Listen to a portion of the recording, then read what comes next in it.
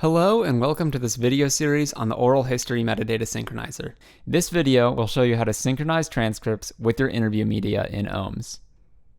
So to begin synchronizing, you will need to already have uploaded your properly formatted transcript to OHMS as shown in the previous video. Once you've done this, you can click on the Sync button to begin synchronization with your transcript. To synchronize a transcript, you'll need to manually tell OHMS which section of your audio aligns with your transcript. OHMS will have you insert timestamp marks for each minute of your interview.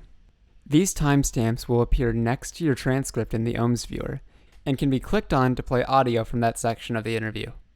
So if I'm reading a transcript and I see something of interest right after the 5-minute mark, I can click on this 5-minute button. No. And I'll be transported to that part in the interview. Now I'll show you how to begin synchronizing your transcript. So I've got an example up here right now, and we will just go ahead and hit the sync button here and be taken to the synchronization page. And as soon as you get to this page, the synchronization process will begin. So once again, in this page, you will synchronize what's going on in the transcript with the audio. To do this, OHMS will start playing the interview, and you will need to locate the portion of your transcript that aligns with the audio. At each minute mark, you will need to click on the word that is being spoken. Once you click on the word, the OHMS synchronizer will take you to the next minute mark, where you will repeat this process. And you'll keep doing this until you'll have timestamps at every minute mark in your transcript. So before we begin, I'm going to talk about some of the audio cues that OHMS will give you, as well as this transport panel right over here. So, these buttons right here allow you to skip backwards and forwards by 1 minute. This is the pre-roll. This is the amount of seconds that you will have to locate the section of your transcript that aligns with the audio at each minute mark. So if I'm trying to synchronize at the 2-minute mark, I will be given 10 seconds to locate what is being said in the audio with the transcript.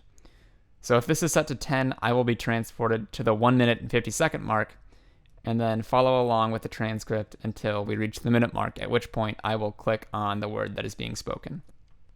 To help you with synchronization, OHMS provides 2 audio cues. One audio cue, which is a higher pitched ringing sound, lets you know that you're on the minute mark.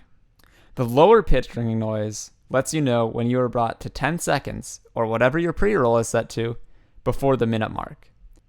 Now I will actually show you how to synchronize your transcript. So to begin, we're going to hit the play button and synchronization will immediately begin.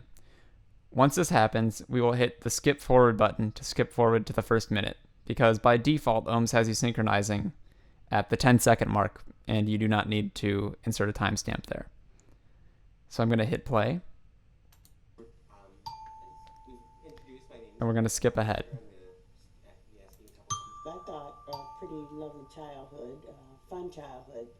You know, when you're raising a home with 7 children, there's never a dull moment. As when we became teenagers, and he co-founded Friendship Baptist. So as you saw, I had to hit became because that is the word that was being spoken when I heard that high-pitched audio cue, which meant that we were at the minute mark. So it can take some practice to actually be able to quickly find the section of the transcript that aligns with the audio.